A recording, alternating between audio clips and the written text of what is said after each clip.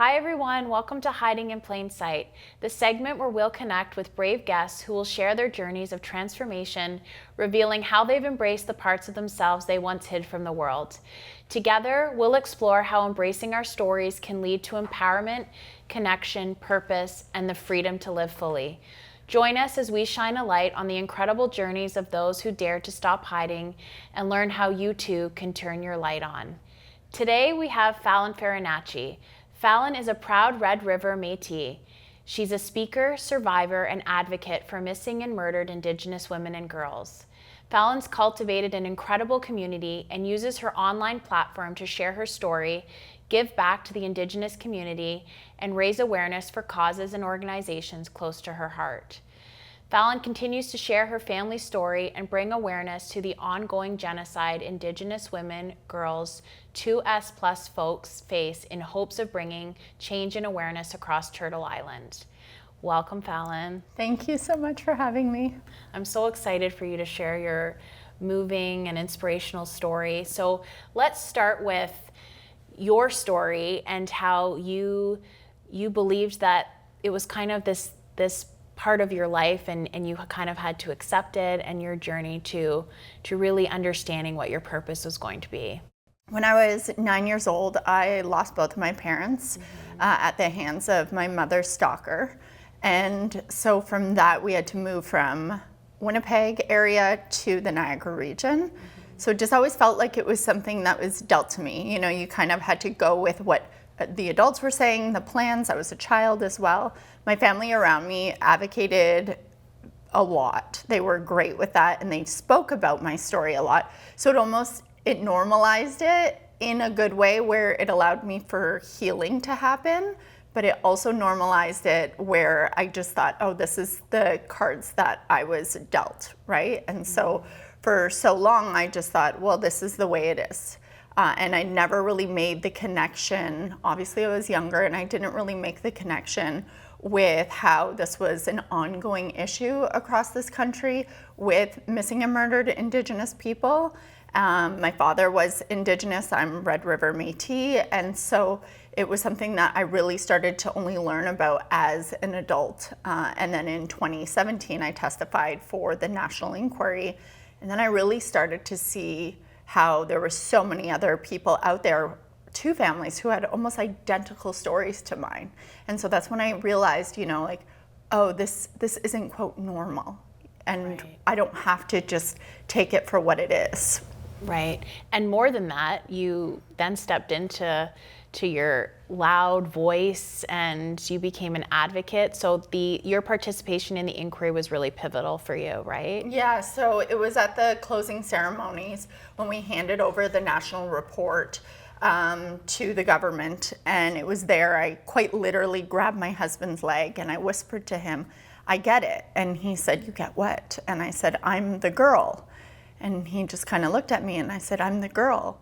And afterwards, he, for him, he's thought, how did you not know this, right? He always saw that. And I realized I was the girl in the missing and murdered Indigenous women and girls. Yes, my life wasn't taken, but there was so much else that was taken from me. And I could have been a statistic as well. For so long, I just thought, this is just the way it is, right? And I think these systems do a really good job at making you believe that this is just the way it is sometimes.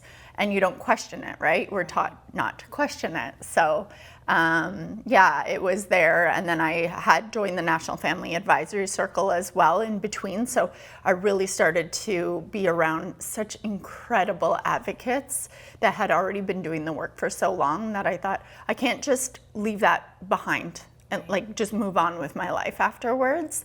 It was such a huge role in, my healing as well. And so from there, I just decided, I kept saying, any way I can help, any way I can bring awareness. So that's kind of really how it all began. And then you started to bravely and vulnerably share your story and all the details, and that, how did that shift things for you? Because I know it really spoke to a lot of people, and it was so relatable. Yeah, I have a lot of non-Indigenous people who can relate to the stories in between of what I share. They can relate it back to maybe their own identity issues that they've had. I talk about identity trauma, having to be removed from my community, not be around my culture or my family out west. And so I have a lot of folks, you know, who maybe have immigrated here and they feel that too. And then I have obviously Indigenous folks who can relate to what I'm sharing. So it's been really impactful for me, and I find that I'm always learning from others as well when they're sharing their stories with me. Right, and you're teaching everyone, right, through one partnership and one talk at a time, and it's led to so many opportunities for you. Can you talk a little bit about that? Yeah, absolutely. I just, was sharing online. I had started a GoFundMe, which really started the online presence of me sharing. I had always shared online before that, I should say, when I, first got social media accounts, just to share, as a place to kind of, a form of therapy for myself through writing, right? And then it shifted when I shared about a GoFundMe, and it really grew from there, that I had started for 2 Indigenous organizations.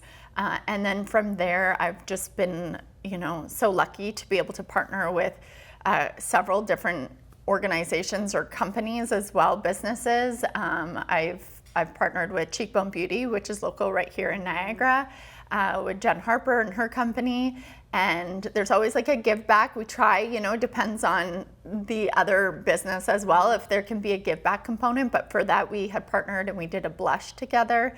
And so we were able to give back. And then you can see all around, this is my recent partnership with Poppy and Peonies, which is also a Indigenous owned brand. And so, yeah, it's so fun to be able to be creative, and then also there to be a purpose behind it, right? So, yeah.